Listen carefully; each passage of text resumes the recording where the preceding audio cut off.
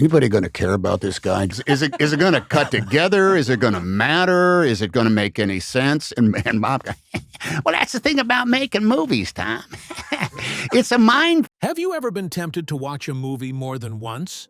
Not because you missed the plot, but because something about it keeps calling you back. Forrest Gump is one of those rare films. Think of it like an onion. The more you peel, the more layers you find. It's a movie many of us grew up with, a story we can quote by heart, and a character who has quietly become part of global culture.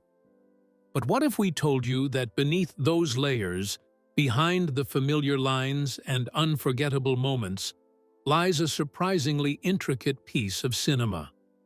From groundbreaking visual effects that reshaped Hollywood, to symbolic details tucked into the background of scenes, to emotional choices that deepen the story in ways we hardly realize, Forrest Gump is richer than it first appears. So, we're diving beneath the nostalgia to uncover the cinema secrets you missed in Forrest Gump. Let's get into it. The movie was nothing like the book. Before we dig into the hidden details, let's travel back to where Forrest Gump truly began, because while it might not look like it, the film we know today actually began as a very different story. And believe it or not, the novel behind this Oscar-winning classic is wilder, stranger, and far less sweet than the movie that became a global phenomenon. If you somehow haven't seen Forrest Gump in a while, here's a quick refresher. The movie follows Forrest, a man with a gentle heart and a straightforward view of life, who somehow walks straight through some of America's biggest historical events without even trying. He teaches Elvis a dance move, becomes a college football star by accident, survives Vietnam, starts a shrimp empire, runs across the entire country for no reason other than, "I just felt like running," and still finds time to fall in love with his lifelong friend Jenny. It's funny, emotional, chaotic, and unexpectedly wise, all wrapped in the voice of a man who sees the world with pure honesty. Now, here's the twist. The book that inspired all this is nothing like that. Winston Groom's 1986 novel of the same title tells the story of the same character. But the tone is far sharper and much more adult. While this version of Forrest is still innocent in many ways, he isn't the gentle, soft-spoken man Tom Hanks made iconic. He's blunt, he swears, he drinks, he gets into trouble. At one point, he becomes an astronaut. At another point, he's stranded on an island with cannibals. Yes, cannibals. Looks like Hollywood took one look at this chaotic Forrest and said, "Great idea, but how about we don't traumatize the entire planet?" So when screenwriter Eric Roth was brought in to adapt the novel, he removed almost all the bizarre episodes and focused instead on the emotional journey.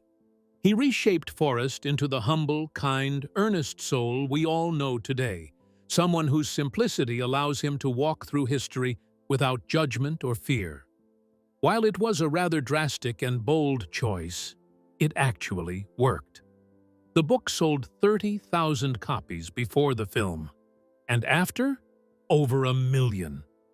And you know what's even crazier? The movie almost wasn't made. A difficult film to cast.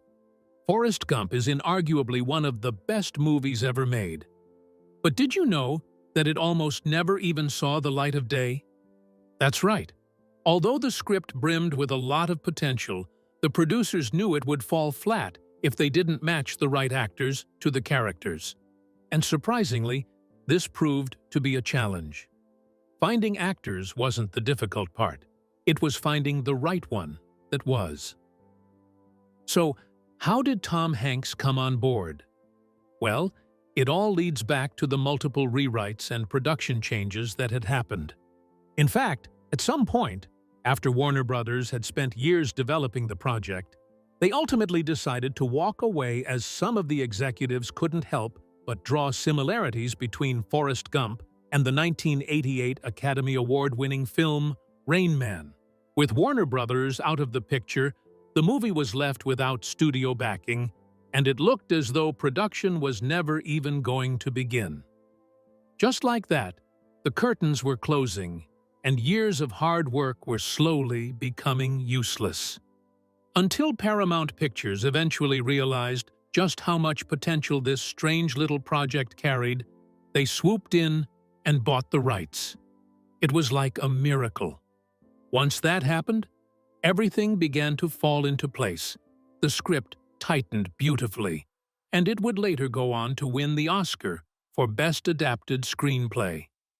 But even after surviving all the early chaos, Forrest Gump still didn't have a leading man.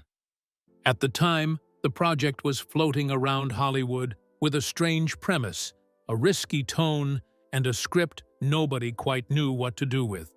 The studio wanted someone with guaranteed box office pull.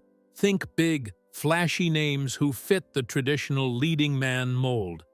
Tom, though respected, wasn't the strongest commercial bet yet. He'd had some successes, sure, but he wasn't the default pick for a role as unusual as Forrest, but he was committed. And his commitment was evident to producers when money problems quietly threatened to kill the film altogether. Tom, in fact, once revealed that production was literally a day away from being shut down when director Robert Zemeckis showed up at his house to break the news. In his words, "They won't give us the budget for this one sequence, and without it, the whole film falls apart." With the clock ticking, Robert offered a desperate but bold solution.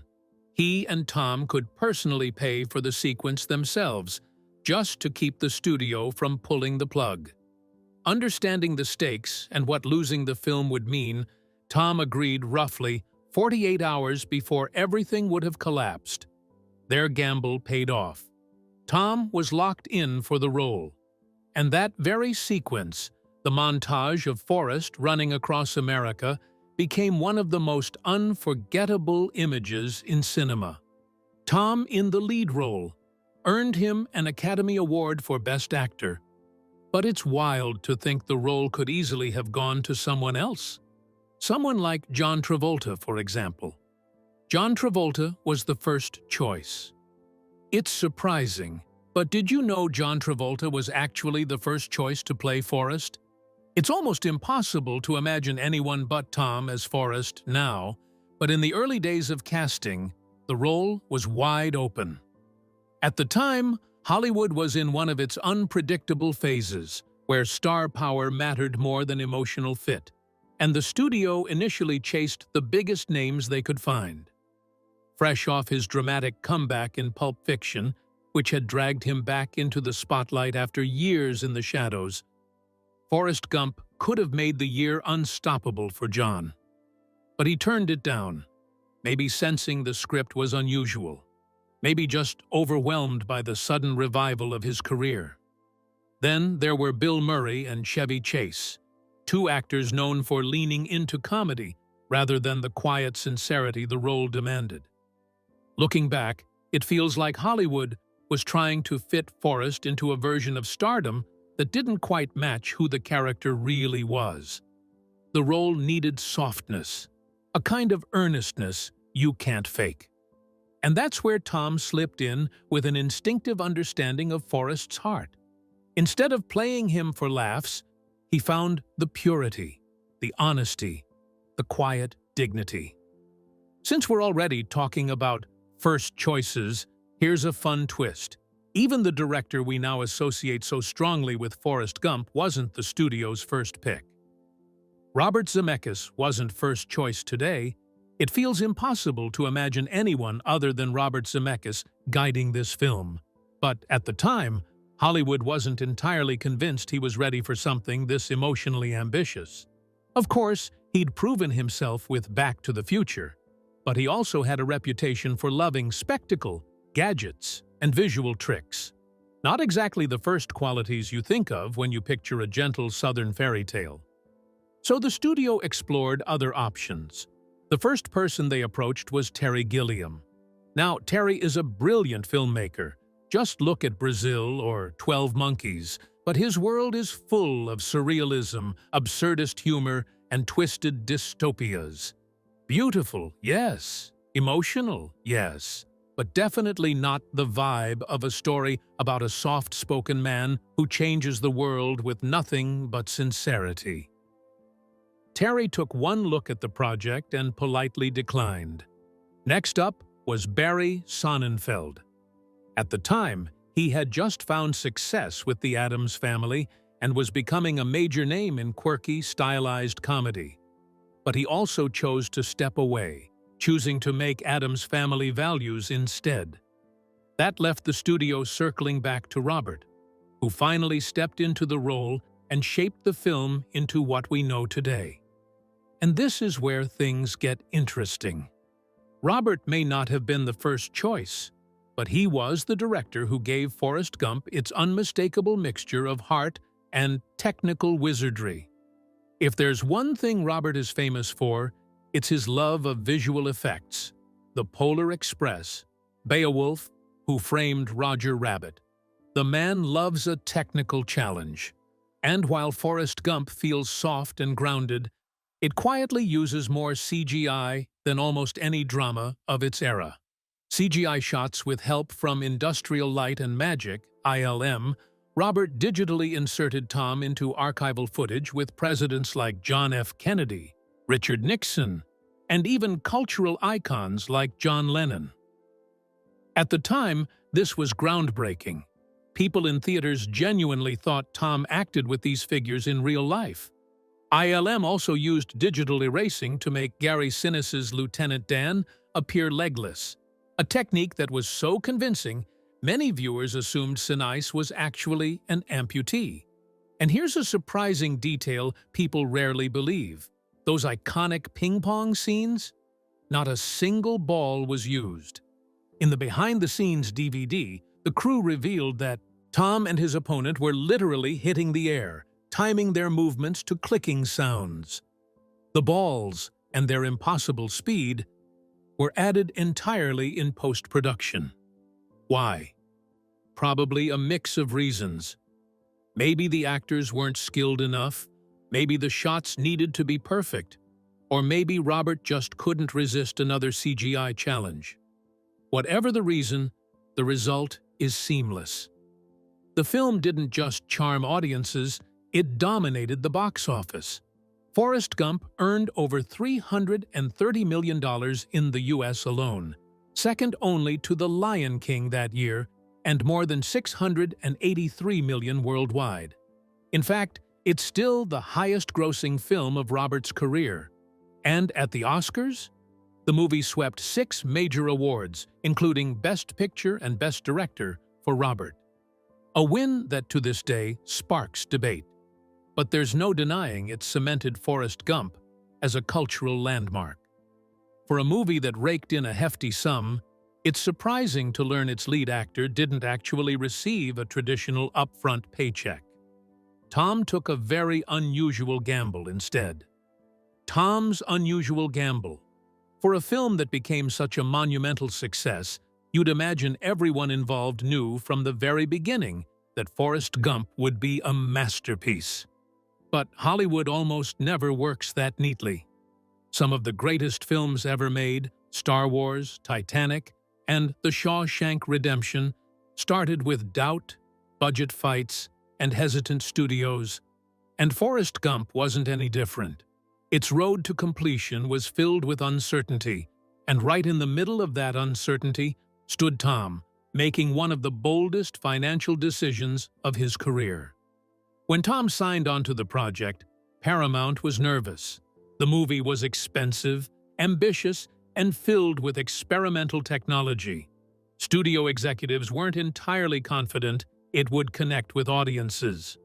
Because of this, they refused to cover certain production costs, including filming Forrest's cross-country running sequence, but Robert insisted it was essential.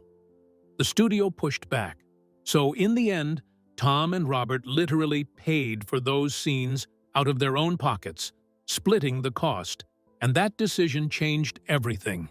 With the budget stretched and the studio cautious, Tom agreed to something most actors would never consider: he gave up a traditional upfront salary.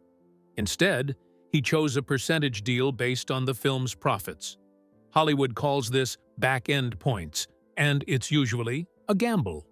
If the film flops, the actor gets almost nothing. If the film succeeds, the payoff can be enormous. Actors sometimes do this when they truly believe in a project. Other times, it's because the studio simply doesn't want to pay them up front. In Tom's case, it was a bit of both. He trusted the emotional weight of the script. He trusted Robert. And he trusted the quiet power of a character like Forrest, someone simple, kind, and timeless. The gamble paid off in a way almost no one expected.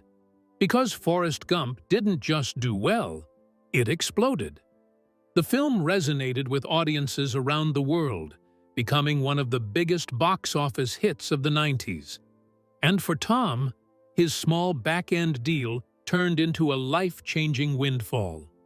Estimates vary, but most analysts agree he made at least $31 million, and some place the figure closer to $70 million after additional back-end bonuses kicked in. It remains one of the most profitable actor deals in film history, right up there with Jack Nicholson's Batman profits and Robert Downey Jr.'s Avengers contract. It's almost poetic when you think about it. Forrest spends the whole movie stumbling into incredible fortune simply by trusting his heart. And in a quiet, very real way, Tom did the same. He looked past the studio's doubts, ignored the uncertain numbers, and believed in the story. Good thing he did, because that leap of faith didn't just create one of the most beloved characters in cinema. It also became one of the smartest financial decisions of his entire career. Robin Wright wasn't first choice. Jenny's character didn't come together easily, and that's no surprise, considering how central she is to Forrest's emotional journey. Long before Robin Wright stepped into the role and delivered that haunting, complicated, unforgettable performance, the casting team went through a lineup of Hollywood heavyweights. At one point, Jodie Foster was seriously considered. She was already a powerhouse, with films like Taxi Driver and The Silence of the Lambs proving she could command the screen. With her depth and intensity, she could have taken Jenny in a completely different direction. Yet for reasons that were never fully made public, scheduling, creative choices, or simply the natural chaos of casting, Jodie didn't end up taking the role. Nicole Kidman was another name in the mix. Even then, she was on a fast rise, later becoming known for transformative performances in Moulin Rouge and Big Little Lies. Nicole has always had a gift for playing emotionally layered, magnetic characters, so it's easy to imagine her version of Jenny, one that might have felt soft, fragile, or subtly fiery. Still, the role slipped past her, becoming one of those what could have been footnotes in casting history. And then there was Demi Moore. Coming off the huge success of Ghost, Demi had both star power and emotional range. She could play vulnerable without losing strength, a quality Jenny desperately needed. Yet even with her talent, Demi ultimately wasn't chosen either. Looking back, it becomes clear why the casting process felt like a maze. Jenny is not a straightforward character. She's troubled, loving, wounded, hopeful, rebellious, and self-destructive all at once. She needed someone who could carry all that weight without turning her into a villain or a victim. That's part of why the shortlist featured such high-caliber actresses. Each woman brought a different shade to Jenny's potential, making the final decision even more complicated. In the end, Robin stepped into the role and made it entirely her own. She captured Jenny's contradictions, her longing for freedom, her inability to stay, her constant pull toward Forrest, with quiet strength and emotional precision. Her performance not only anchored the film, but also became one of the reasons Jenny remains one of the most debated and analyzed characters in modern cinema. Casting Jenny wasn't simple, and honestly, it wasn't meant to be. The character required an actress who could live in the gray areas, and the journey to find her only proves how important Jenny was to the heart of Forrest Gump. And just like the casting process, nothing in the movie was done without intention. Every choice, whether it was who played Jenny or what appeared in a single frame, was part of a larger tapestry carefully woven by Robert. The film isn't only held together by performances, it's also stitched with details so subtle you could watch it 10 times and still miss a dozen. That deliberate craftsmanship leads us straight into one of the most fascinating parts of the movie, the Easter eggs. Easter eggs you probably missed.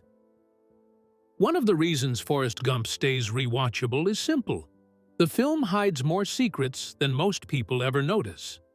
Robert loves invisible details, things placed quietly in the background, tiny symbols, visual clues, and subtle callbacks that make the world feel deeper without ever shouting for attention. And the movie is full of them. Let's start with the most iconic symbol of them all, the feather. The movie opens with a white feather floating down from the sky, moving slowly, almost aimlessly, before gently landing at Forrest's feet. Most people see it as a cute, poetic moment, but it's actually the visual thesis of the entire film. The feather represents chance, the randomness of life, the idea that you don't always choose where you land, you just end up somewhere, and you make the best of it. Forrest doesn't chase the feather or try to control it. He simply picks it up and continues his story. And this kind of mirrors his entire life, full of surprises, accidents, and unexpected paths. The end of the movie quietly repeats that symbol.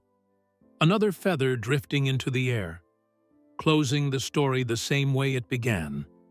A circle, a reminder that life keeps moving, and destiny has a strange way of guiding us. Storytelling with food. Here's something you probably never noticed. The movie uses food as a storytelling tool. Whenever Forrest goes through trauma or confusion, you'll see ice cream somewhere. In the hospital after Vietnam, Forrest offers Lieutenant Dan ice cream in a moment meant to show comfort and innocence. Later, during the more chaotic parts of the film, chocolate boxes appear subtly as props, almost jokingly reminding us of his mother's famous line. Even Dr. Pepper becomes a symbol. In the Washington, D.C. scene, Forrest drinks so many bottles that he can't even give his speech properly. It's funny, but it's also symbolic of his childlike honesty. When he wants something, he simply takes it, without guile. Elvis and the Presidents. One of the movie's best Easter eggs is how Forrest appears to influence major historical events without realizing it. That Elvis hip-swinging dance?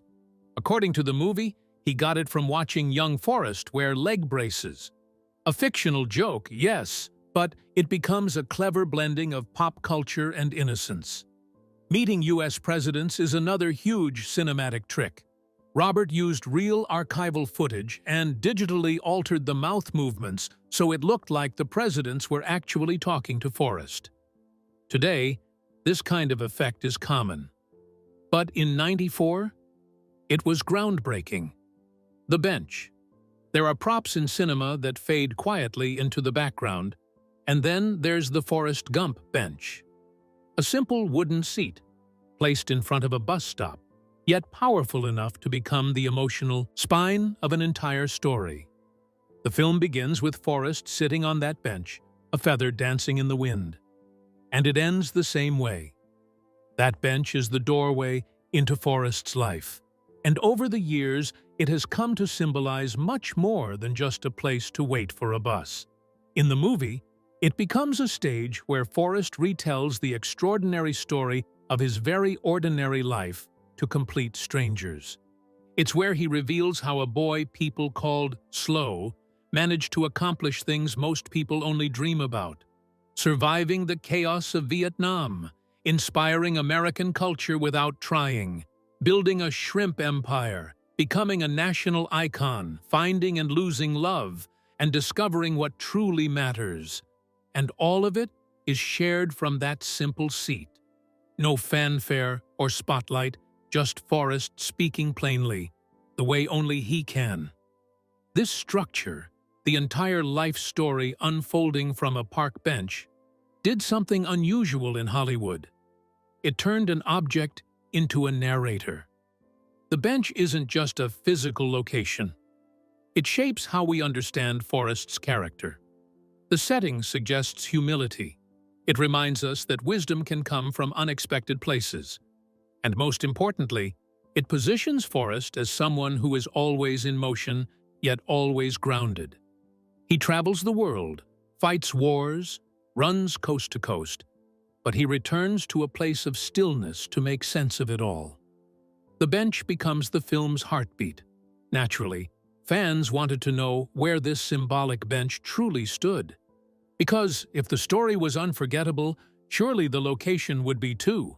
And it is, though with a twist. The bench scenes were filmed in Savannah, Georgia, specifically at Chippewa Square, one of the city's most photographed spots. But the bench itself? Not real. Not part of any park. Not a piece of Savannah's original layout. In fact, the crew had to build it from scratch. The benches already in Chippewa Square all faced inward toward the monument, but Robert wanted Forrest facing outward toward the street to sell the illusion of a bus stop. So the production team crafted a lightweight, movable bench, bolted it temporarily into the square, and created one of cinema's most famous sitting spots. After filming ended, the bench didn't stay in Chippewa Square. It was relocated to the Savannah History Museum for preservation, becoming one of the most photographed film props in America. Tourists still flock to the square, sitting on nearby benches or posing in the same spot, recreating Forrest's calm posture even though the original seat is no longer there. And here's another fun detail.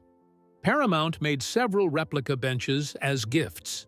Some went to Oscar nominees, others to key members of the crew, and one was sent back to Savannah as a gesture of gratitude.